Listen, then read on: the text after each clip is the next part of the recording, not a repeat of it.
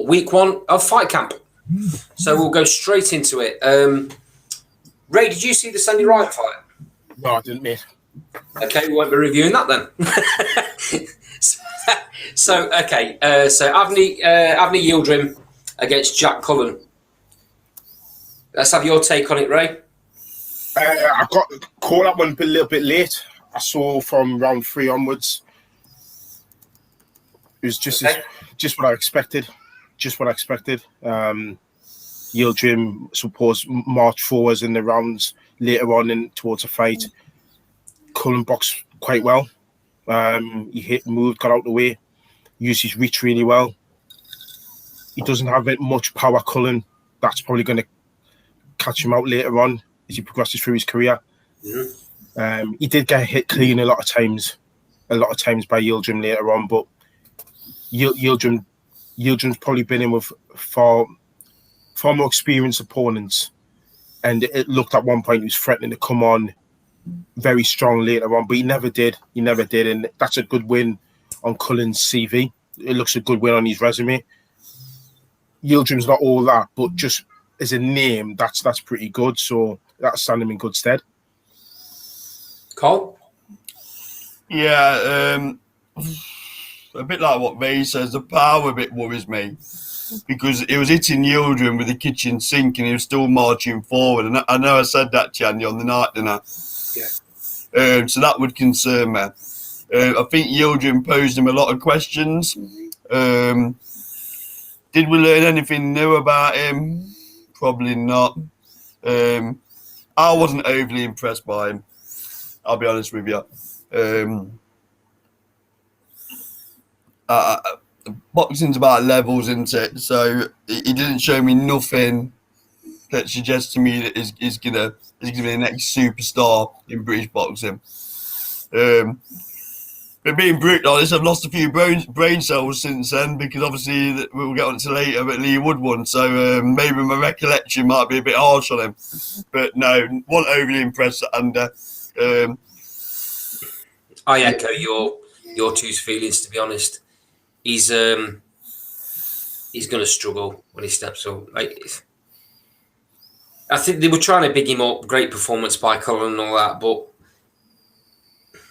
it wasn't a brilliant performance. It was a good performance against a very average fighter who's very easy to hit, and he's been taken out by people that aren't quite world level, i.e. Eubank.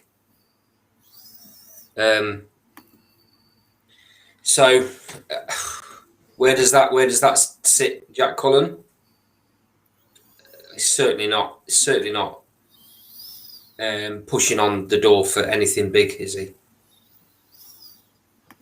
I don't want to be too harsh on the lad, but he really is going to struggle without power. People are going to walk through him, better punches, bigger punches. He'll get stopped later on.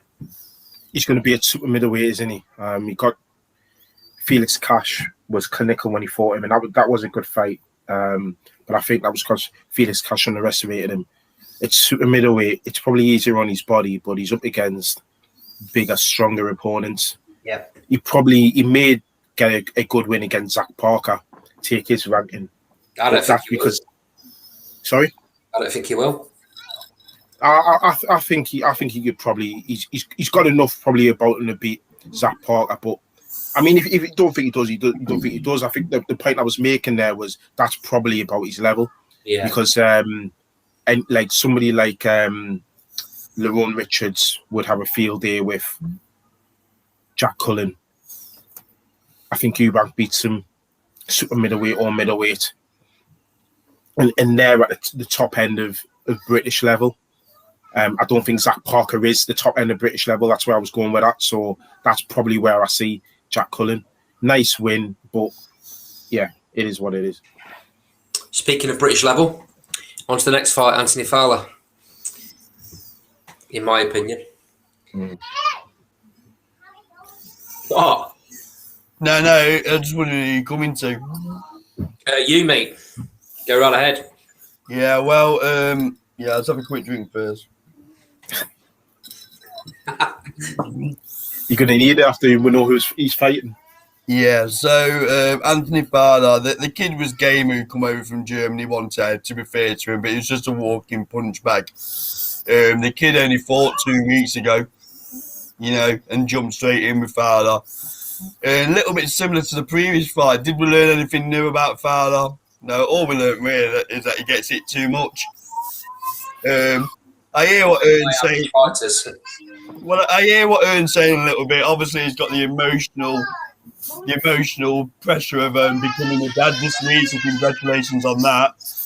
And then he obviously is aware that he had the Liam Smith fight hanging like a carrot. But wow, the thing that he's going to jump in with Liam Smith in October, that for me, that's very poor matchmaking. Because where does Fowler go after he gets beat? He's going to get beat. What do you do with Fowler after that? Nothing. He probably gets a shot against Cheeseman after that. Have you seen the Liam Smith interview on Boxing Social? Yeah. No, I know he's done the answer. I've not watched it yet. No. Basically, he's saying, look, levels, I'd imagine. They called me out. I called the bluff.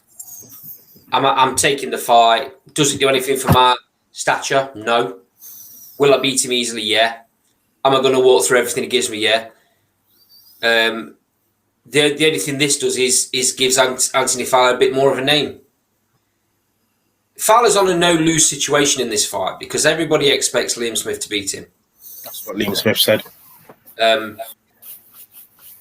So if Fowler gives anything like an half-decent representation of himself, he isn't going to lose face. But where does he go afterwards? Just back to British level, isn't it? He'd be fighting Cheeseman, won't it? Yeah. I mean, to be honest with you, I wasn't impressed with Fowler at all. He didn't show me anything. I was quite excited when he went to McGuigan because I thought McGuigan's going to bring something different out of him. He's going to have him believing a bit more in himself. He's still scared. Fowler's still scared for me to get hit. He's got a good jab. I'll give him that. He's got a great jab. But he don't have a lot else. He's way too flat-footed. He comes square too often. He'll get stopped by Smith. Right? There's no gears. There's no levels. There's no head movement. He's predictable. His feet are poor. He got tagged a lot by somebody really who was getting stopped by light welterweights. And it took him, round 6 is when, for me, he should have gotten out of there, if not beforehand. Round 6 was a very good round for him. I really look at Fowler, and I said this on the last show. I know one of my things to say, but he got to where he is at the amateurs because he was bigger and stronger than everyone else. And that only goes so far in the pros. The talent there is very little, and it doesn't matter who's training him. I know you're saying you're excited that he's gone to Shane McGuigan, but there's not much talent there for Shane to work with. Shane's had talent in the past. Frampton, even a Corley's got something to work with because he's got talent with regard to his power. Josh Taylor. What we're starting to see now is, Fowler doesn't have that power. He doesn't, and he's wide open. And for somebody who does call himself a little bit of a puncher, I don't think he is. He rarely targets a body. No. Rarely. He headhunts a lot. Ray, where's he got this idea from that he's a puncher? Because I've heard him say that a few times in post-fight. Amateur days. Because amateur days, he was knocking people out with the massive gloves. Different sport, though. Yeah. He was up at 75, and he could bully people then because he was massive. He's quite big for like middleweight, but he was huge when he was up at middleweight as an amateur, and that's how he was getting his wins. I think the pro game just doesn't. Yeah, he's just getting found out. And to be honest, I think Ted Cheeseman beats him. He looks way too easy to hit. It looks way too easy to read. he telegraphs punches. He throws the straight 1-2 way too often. Because that's what he has. Doesn't vary up his shots. That's what he has. And to be honest, Andy, I don't rate Ted Cheeseman, but at least Ted Cheeseman has more to his arsenal. At least he can try to box. I don't get that from Fowler. And the other thing about Fowler is, apart from Fitzgerald, he hasn't really fought anyone. Brian Rose? He's not really. He hasn't fought anyone who would give any of the other light middleweights any sort of trouble. And at least with Ted Cheeseman, I could keep going back to him because he's going to be the yardstick. He's fought JJ Metcalf. He's fought Egerton. He's fought the rest of them. So you can argue why he's thinking, well, am I still at domestic level? I want to be above that. I think Smith's levels above him and he's going to show. I would have liked to see him meeting with somebody like a Troy Williamson, a JJ Metcalf, and then somebody else, and then Liam Smith, because Liam Smith's at pretty much, you could argue, at world level because he beat the Russian. We all know that. Yeah. Do you think Liam Smith's got that cheesed off with the whole situation? He thinks, okay, give me one of your golden boys and I'll teach him a lesson. I'd imagine he's getting a few pound notes for it as well. Of course. It's going to sell that arena out, innit? Of course he's, but you know what? I'm sure he'll train properly for it. But he will see this as no more than a tick over fight. Yeah. But he'll not want to lose face. He's a very proud man. Remember though, it gets him back onto a UK DAZN platform, whereas the fight in Russia, you know, what platform was that on? So it could work for Liam Smith if he goes out and puts us,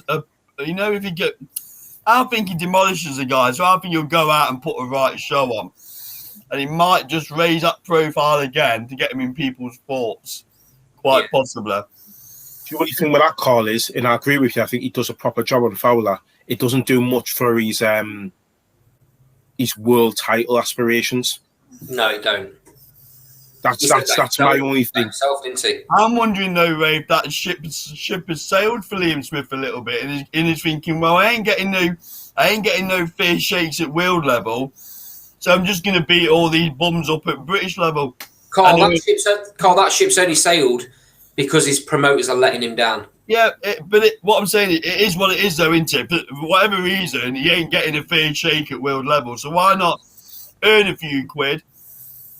And one way of doing it is to beat all them so-called prospects that Eddie Hearn thinks he's churning out, to almost force his way into Hearn's thinking and say, look, I beat all them. I think what Andy's saying is it shouldn't have to be like that. But I get where you're coming from, Carl. It's his only other option, isn't it, really? It's his only other option. But when you're seeing Sam Egerton getting into world rankings by winning a WBC international middleweight belt, I mean, surely Hearn could have done the same for Smith. But for some reason he's not. For some reason he's not, though, Ray, is there? So he's got to change his strategy. I tell you what the problem was.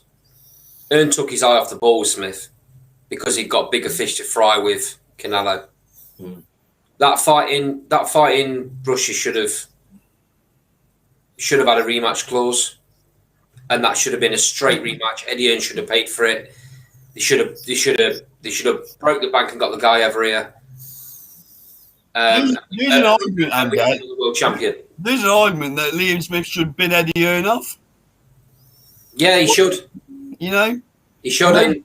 I mean, it pains me to say this, but I think Frank Warren did a better job with him. Yeah, so do I. So why wouldn't you go to Sauerlands with Wasserman money behind him? It'd be the head of their stable.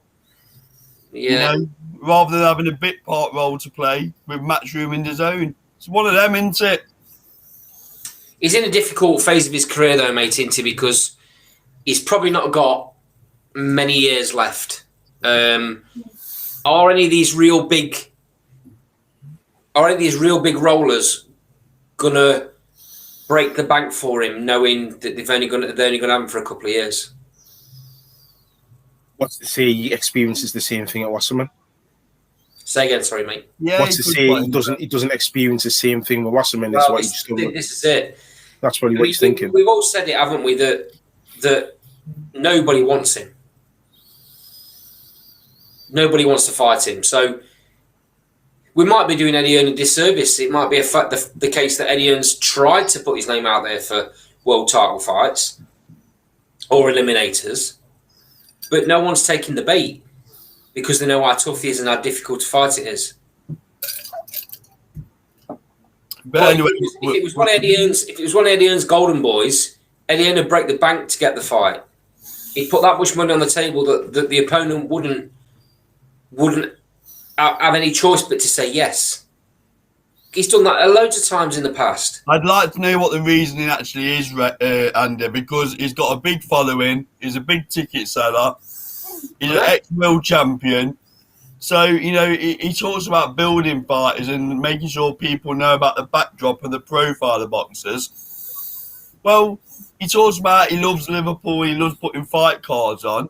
So why wouldn't, you know, you've got a ready-made superstar there, so he doesn't really stack up to me. You can say exactly the same thing with Callum Smith. There's something's there for me. Is it Joe Gallagher? Well, I know he's not in the picture now. So themselves. Yeah.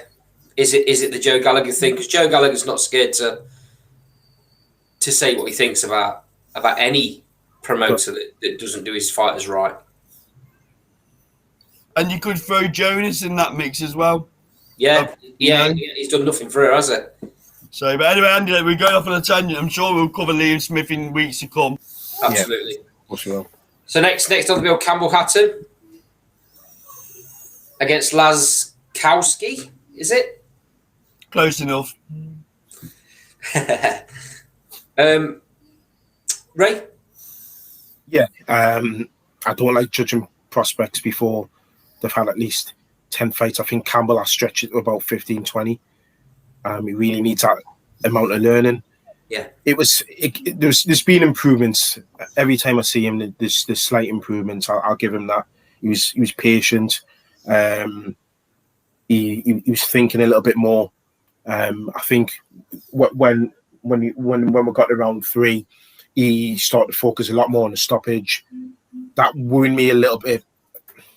Again, I'm loath to say it because he's only 3 fights in. And he's had barely no amateur experience whatsoever. He's had a few fights, but he's not an experienced amateur. But he really needs a lot of work, a lot of ring IQ. He's not powerful. That's not the end of the world. But when he sharpens his technique, he can, you know, because he shows he's got, when he does think and he does use his jab, you can see him thinking the right things and using the right shots. You know, the left hook off the jab, it seems to work. But these guys are really, he's supposed to be looking better than he is and getting these people out. But I don't want to be too harsh because of everything that I just said and taking into consideration he really has had no prior experience really. But he seems to be going on okay. I just worry about him that all these fights being televised. I know they're going to give him the right type of fights, but they should put him in the position what they put Sandy Ryan in, where it's not really televised. You've got to go on the YouTube channel or whatever you have to do to watch people like Sandy Ryan, the debutants. I think they will be better off with that because every mistake he makes is going to be out there and exposed. But on paper it's another decent win for him. Carl, are they doing the right thing having him with Matthew Hatton? See, I know you've said this a few times, but I think ideally, I would have wanted him with a Tibbs or someone like that who'd been there, done it, brought the T-shirt. However, at this stage, I don't think Matthew Hatton's not doing a bad job for me. I've been Campbell's harshest critic, but like Ray said, last night I could see him thinking a bit more. And there definitely was an improvement last night because let's have it right, that guy coming to survive, hasn't he? All he wanted to make sure is that he didn't get cut, so he couldn't jump in a couple of weeks' time, which is fair enough again. So I'm still the jury's out for him. I'm still concerned that he's not going to be anywhere near as good as his dad. But no, I'd keep him with Atom for a little bit. I hear what he said about it's a bit too comfortable for him. But at the end of the day, Ricky Hatton's his manager, his dad, so he must see something in Matthew enough at the minute. Yeah. To keep him with him. Don't get me wrong, eventually he's going to have to fly the nest and he's going to have to go and get with what I would call an elite trainer if he's serious about getting to world level, anywhere around that. But at the minute, he's in learning fights, isn't he? He's still very, very raw, but he's not gassing so much. And he's looking a bit, his strength and conditioning starting to come through a little bit for me as well. So I think he's where he needs to be at the minute, slowly and surely. Eddie Hearn was talking about it again, wanting the post-match commentary. Called him a baby, which, I'm not sure he'd like that, but I take his sentiment. Little steps, keep getting him out regular and get him learning. So I didn't learn nothing new, Andy, but I can see a little bit of progression. You know what? Is he 20? Yeah, I think he is 20. Yeah, he's not even got his man strength yet. No. It's real tough on him, isn't it? Just like it was for Conor Benn early doors. It's so difficult because everyone thinks back at how good Ricky Hatton was at finishing fighters, and they expect the same thing. And they're putting too much pressure on the kid for me. Ray's right. He needs 15, 20 fights. I mean, nowadays, you're seeing people taking world title shots at 16 fights and becoming sometimes two-weight world champions by the time they've had 20 fights. But these are guys that have maybe had 100 or 200 amateur bouts. So they're coming in just like Ricky did. He had a really good amateur career. He come into the professionals flying. Well, Campbell's not got that, and I think people forget that a little bit. He needs a lot of time. I mean, you can't turn down the big lights of Matchroom, can you? No. Because you perhaps not get that chance again. No. But for me, it's putting him under pressure he don't need. That's the other side of the argument.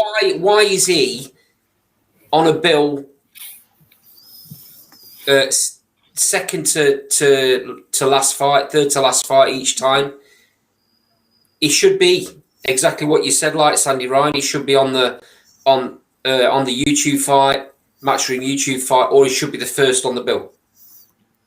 Don't put pressure on the kid by putting him after Fowler. You're bigging up Fowler to be a golden boy, and then you can put Campbell Hatton above him on a bill. I know those sort of things don't matter a lot to people, but it does put added pressure on there that it's not needed. Yeah, give the kid a bit of time for me. Okay, Yeah. So the so-called co-main event, Tommy McCarthy against Chris Billum-Smith, or as if some of our guests should have been the main event. Yeah. Anyway, where are the boys tonight? By the way, got a bit quiet. They've got family commitments, so they're going to be jumping on Thursday. Yeah. To be fair to them, it's a bit. Yeah, so we jumping on Thursday. Fair enough. Okay, so I'll come to you first, Carl. This was pretty close, wasn't it? Yeah, it was a good scrap, wasn't it? It was always going to be a good scrap. I thought McCarthy started well. I think we can still think McCarthy's a better boxer out of the two. But obviously, coming down the stretch, he was struggling with that eye, wasn't he?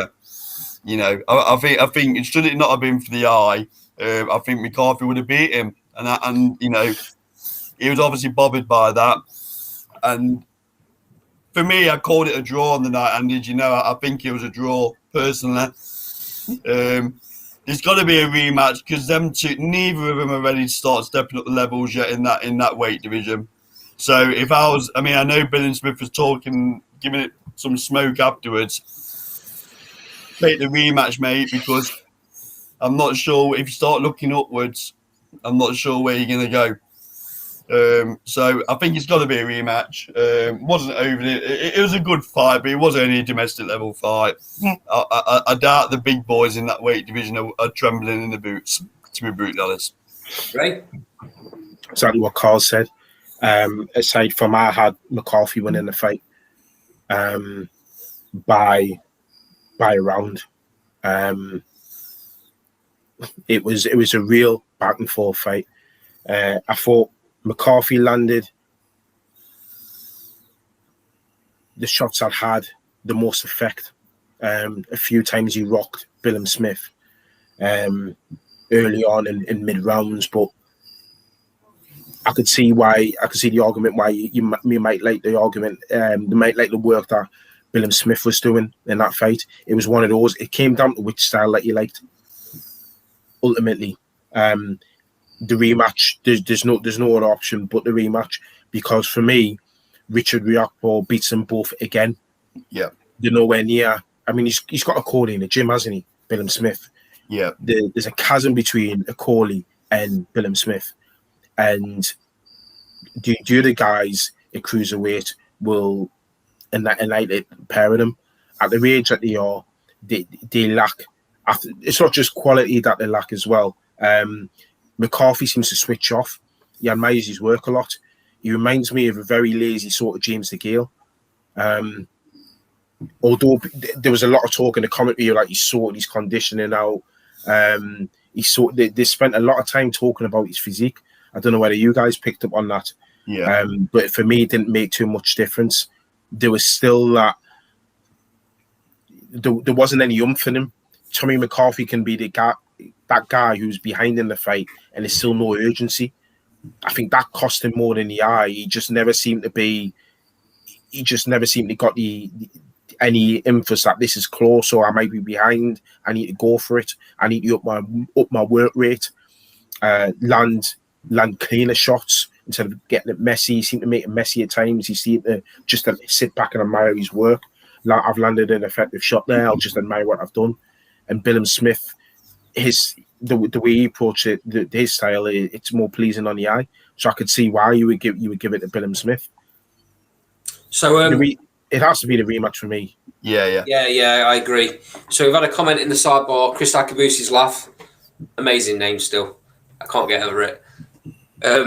Chris has put Billum Smith seems feather-fisted. He's a big feather duster, throws a lot, but didn't drop McCarthy. He's kind of taken the words out of my mouth because that's what I was going to say. Billum Smith's a unit. Mm-hmm. And to look at him, you'd think he's going to destroy McCarthy here. I know physique doesn't always make everything, but for his size, he should be hitting a lot harder than he does. In fact, there's an argument that McCarthy did more damage with that. Was it the second round when he rocked Billum Smith? I agree with you, Ray. I think McCarthy deserved it just. But if it had been called a draw or Billum Smith had won it by a round, I wouldn't have argued because it was that close. One of the scorecards, by the way, what was it? 112, 116? Something like that? Who was that to Chris Billum Smith. Yeah. Oh, no chance. The third judge. The first two judges were really close. They did they give one to McCarthy, one to Billum Smith, didn't they? Yeah. The third judge, mate, was so far out. It makes you wonder what they're watching. We seem to have this conversation consistently on this show. Yeah. Something needs to be done, doesn't it?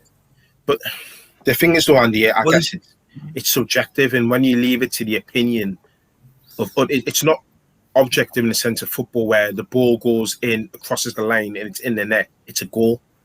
Like it's you can't really argue with that. In boxing, three people sitting at different sides of the ring see the same fight differently. I get that. I get that, mate. But did anybody else call it that wide? No, not a single other person. None of the other two judges. None of the other two judges know, and I think that's where it looks. None of the commentators, none of the pundits. I mean, I personally think that the judges should have to come out and state why they scored it like they did. And I think if it's so wide like that. Well, no, I think they should have to do it anyway because I don't think it should matter whether it's wide or not. I think it should be a regular slot afterwards where they come out and explain why they scored it the way he did. It'd be great for the fans because they'll get a technical insight and we'd be a bit more understanding because it is subjective. So if that judge come out and says, the reason why I scored it why it was because of X, Y, and Z, then, you know, at least you got it. You might not agree with it, but you've got his reasoning behind it. Yeah. So Christian Caboose last put, I had it a Billy Smith win just only because McCarthy looked all night lazy, like he was fishing for carp, not boxing. I get the point, but I think that's kind of McCarthy's style. He's a bit like that. It's as though someone needs to wind him up, stick a Duracell battery in his back or something. But that's down to his corner, really. Well, I was going to touch upon that. A couple of things there. One, I thought, you know, we'll talk about it in the next fight, no doubt. But you're on about did anyone else score at that fight? I thought the commentators were a bit off all night, to be honest, and that surprised me because Andy Lee, particularly, he's not like that. No. And then now you're talking about corners. I thought it was a bit naughty. Yeah, it added spice, but I still thought it was a bit naughty. Why send Carl Frampton to their dressing room to watch the wrapping of the gloves? They could have sent anybody else. I just thought that was just deliberate wind up. It was. There was no need for that though. I saw the video on the Matchroom video, and to be fair to Shane McGuigan, he kept calm in that elevator, and then they responded by sending Barry McGuigan, and Carl Frampton seemed to be more unnerved having Barry McGuigan in front of him than the other way around. But all that does is it feeds onto the fighters, and then just reward happens when Shane McGuigan celebrating like a mad one when his fighter wins. So what do you guys expect? If you're going to play nasty, then that's what happens. Yeah, it was in a bit of bad taste, wasn't it? Considering all the history between the McGuigans and Frampton. A lot of water's gone under that bridge, and quite clearly, the bridge hasn't been mended. You know, it's been well documented that Frampton left on bad terms, and Barry McGuigan wasn't happy about it. So yeah, it was a bit naughty. I mean, Frampton really should have said, "Look, I'm quite happy to walk to the ring, but I'm not getting involved in any other way." Yeah, exactly. It's just not right. Exactly. Yeah. But he didn't do that, and I wouldn't expect something like that from Frampton. I thought he was a bit more of a gentleman than that. Yeah. I was. Yeah. That's a very good point. I thought Frampton had an air of class about him, but I guess I was wrong. So in a way, even though I thought McCarthy should have won, little things like that kind of think, well, I'm not going to complain Billy Smith winning, particularly. So if Shane McGuigan wants to rub it in Frampton's face, he's entitled to. But it's one thing I like about that fight, though, it shouldn't be seen as it wasn't a robbery. It wasn't a robbery. Well, the last scorecard was a robbery, but the fight itself wasn't, and the result wasn't. Split decision, fair enough. Yeah. But the last scorecard was awful, mate. Yeah, and I think the overall consensus. I mean, you guys are on Twitter. I'm not. The overall consensus on something like Twitter would have been that it was a very, very close. It could have gone either way, and as long as the vast majority of people think that, then I'm happy with that. You're always going to get the one person that, and the next fight will touch on that again. But for me, it was close. Could have gone either way, but I think all three of us agree it's got to be a rematch because these two kids will get annihilated by anybody else but above. So Chris Akabusi's last put a couple of comments in about I just spoke about McGuigan and the Frampton situation. So Chris Akabusi's put MTK take no money off Frampton. McGuigan took 50% off him for each fight. I don't know about 50%. I think that's a bit harsh. He's normally 20 or 15 into it. I mean, unless you know that for a fact, I wouldn't say it's 50%. And then he's put McGuigan owes Frampton millions. Well, does he when he brought Frampton through? You know, there's a big argument there that Frampton wouldn't have seen the light of day had it not been for McGuigan. The McGuigan did a lot for Carl. Yeah, they did. A lot. I understand boxing's just one career and you have to look after yourself. But, I mean, he's come back there saying it was near 50% in his early career. I mean, that's a lot of money because if you think about when boxers get their pay, they've got to pay the tax out of it. They've got to pay the trainer, the cut man, and medical bills, the board. Yeah, but I get where you're coming from. But in his early career, he wouldn't have been earning big money. Yes, so that's what I'm saying. So 50% would have near enough. He would have been left with peanuts. He would have been getting paid peanuts anyway. I don't think we should surmise over percentages because none of us know, do we? Yeah. You know, we don't know. We haven't seen the contracts.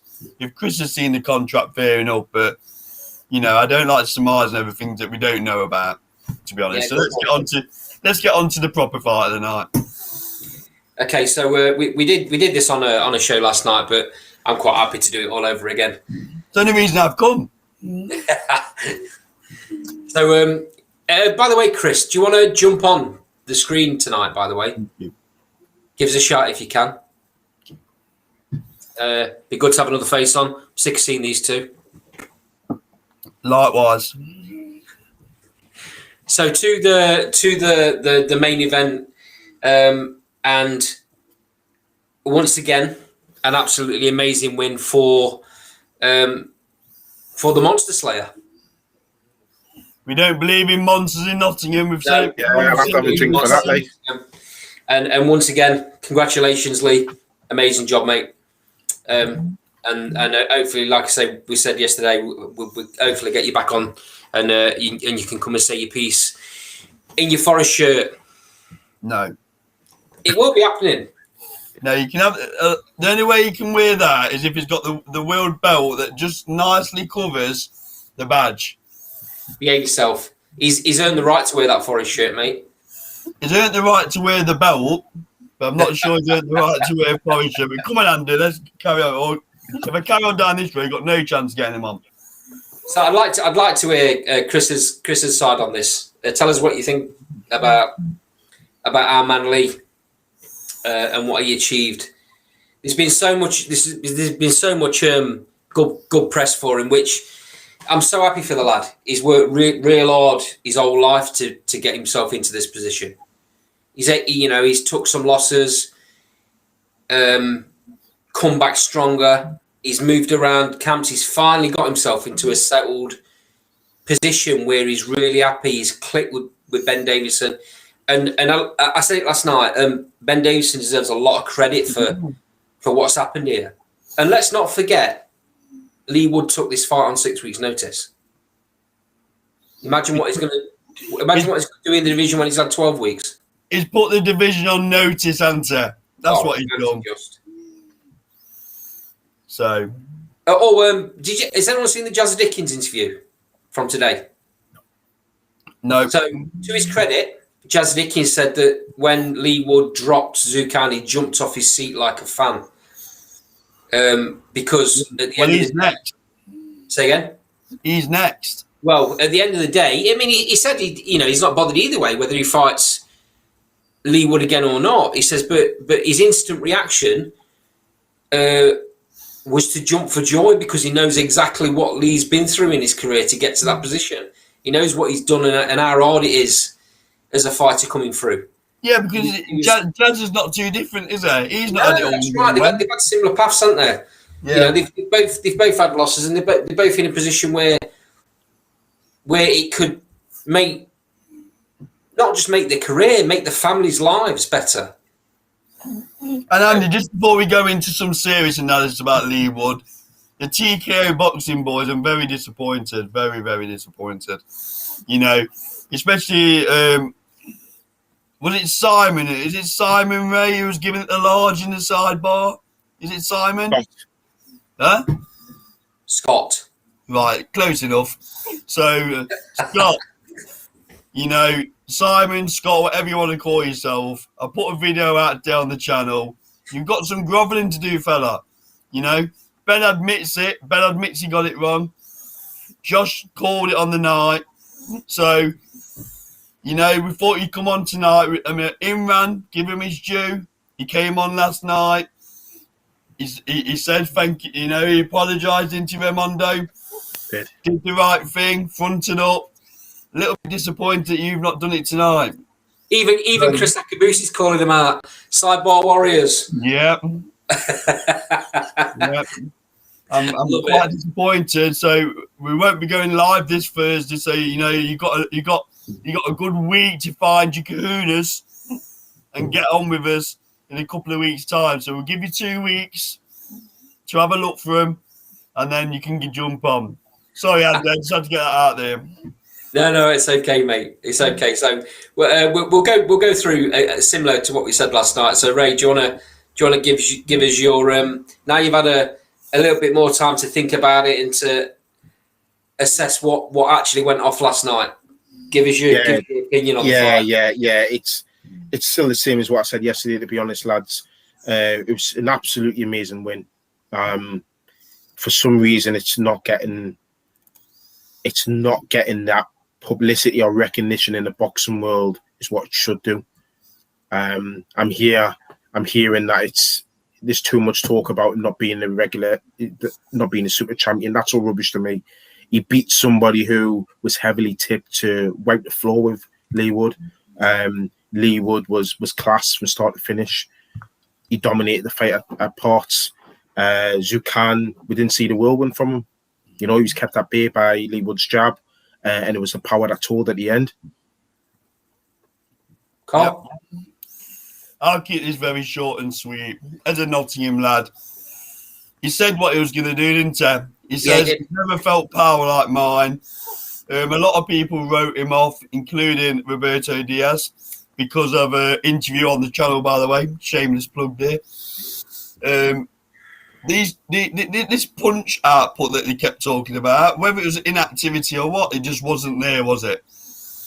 Now, I've got my own theory behind this. Like I said last night, I think he felt them body shots that Lee was concentrating on in them early rounds, and he just got on his toes. I know I gave him 4 rounds in the fight, 3 or 4 rounds, which is probably generous. But I'm not so sure he's going to want the rematch, because even when they was trading, Lee seemed quite capable of sucking up his shots, shaking his head after the round 11, saying, "Look, I'm still here."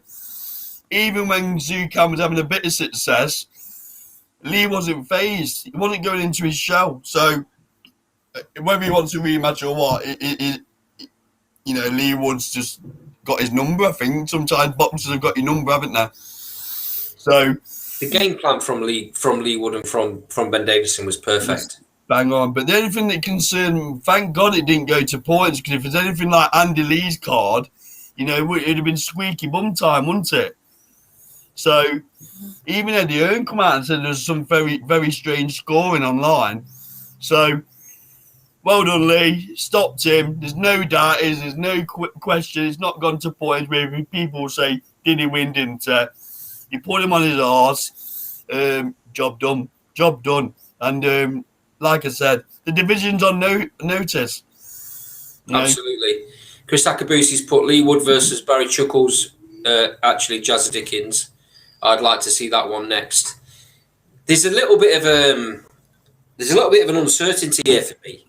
We'd all love to see a unification after Dickens Galahad, but the whole reason that the fight didn't happen with Warrington was because the IBF wouldn't sanction a unification fight with the WBA regular.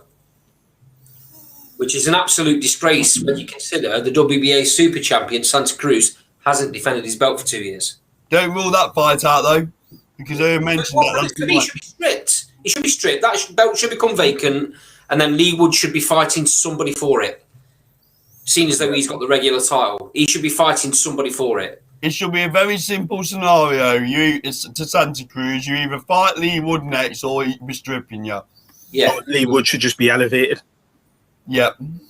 Yeah. So elevate into super. Either way, I mean, whether Leigh Wood would want that without the fight, I don't know. It wouldn't make a difference to him because you're a champion anyway. So it just means he's recognised by the other governing bodies, which means there's no problem when it comes to unification fights. That's the only thing stopping the Dickens or Galahad fight is that at the minute it won't be recognised by the IBF. But I think Wood would fancy that Santa Cruz fight. He's a big name, isn't it? And it could even be over in Vegas or something like that, couldn't it? If that's on his bucket list. Would fancy anyone in that division? Who's he got to fear now? He's taking on the monster that nobody wanted to fight because of his punch output. You know, over 1,000 punches in his last fight.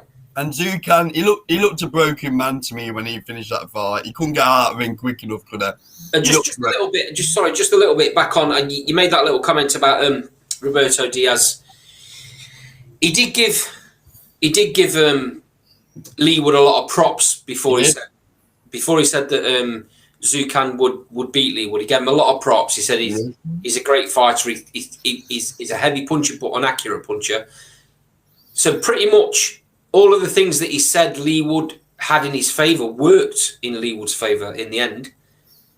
You know, it wasn't just that the bottom line was the Zucan didn't turn up that they thought was going to turn up, did it? There's no output. No, I don't know. I don't think it was that. I think it was that Leigh Wood didn't allow it. Yeah, that's it. Leigh Wood didn't allow him to turn up because he put him under so much pressure early on. And I think he felt the power, and that was it. He went into his shell. He didn't want to throw the punches because he was worried about what was going to come back. I thought the left hand from Leigh Wood worked a treat. And Andy Lee was saying you shouldn't keep it on him, but I thought keeping it on him was the best way to keep him at bay.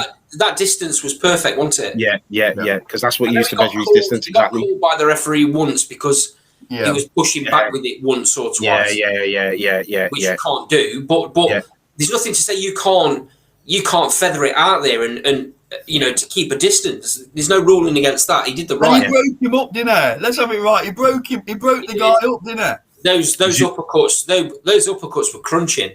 Yeah, Zucan never got in any sort of rhythm, And he made Zucan look one-dimensional. It really exposed him as a one-dimensional fighter. So I think based on that performance, I know because originally you were making a point, weren't you, Andy, that you probably may have to go down the Warrington Lara route because of the fact that the IBF may not get recognised. But I think he beats Warrington because Warrington's not too dissimilar from Zucan. Absolutely. Apart from he's got a bit more variety going forward. There's no one in that weight class with the power of Leigh Wood, is there really? No. You know, just not domestic anyway. Lads, we've pretty much done that now. I want to give the last word to Chris Akabuse. Comes on the show all the time. Thanks a lot for that. It's great to hear people coming on. Try and get yourself on screen with us, though. That'd be great. The more the merrier, to be honest. So he's put... Leigh Wood went to say good fight to Zucan, but Zucan was off and out of the ring and gone. I don't know whether you've seen Twitter, mate, but Zucan had some photos with Leigh Wood afterwards, so it wasn't quite like that. Leigh Wood employed Mexican style on Zucan, just as Lara did against Warrington. I didn't expect that. Leigh Wood's got so many different styles he can employ. He's been with lots of different trainers and different training styles over the years. It's paying dividends now in the later part of his career. As he's maturing, he's able to use all of these tools as Ben Davison uses it. His tools in his locker. He's using all of them now at the right times. So when he's picking these power shots, he's not just throwing big bombs. He's picking them for the right spots at the right times. Yeah. And using the aggression at the right times. That's what won him the fight. So on that note, thanks again, Chris Akabusi's laugh for coming on. Brilliant to have you on again. Thanks to you two daft lads again. Carl, have a fantastic time. And we'll see you all in a week's time. A week on Thursday. Seems though we're not doing this Thursday show. This is for Lee Wood. So it's the only way to see us out, isn't it? So great show, guys. Thank you, everyone there, and we'll see you live soon. Thanks, Chris.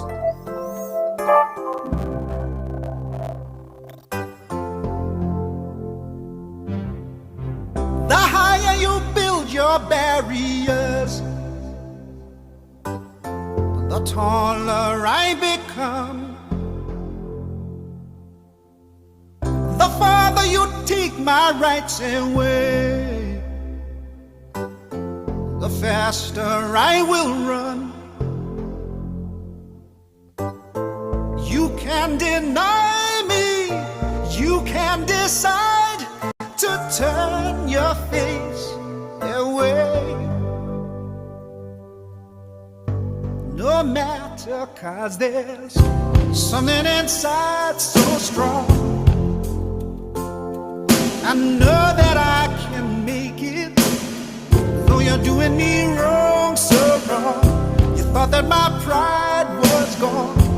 Oh no, there's something inside so strong.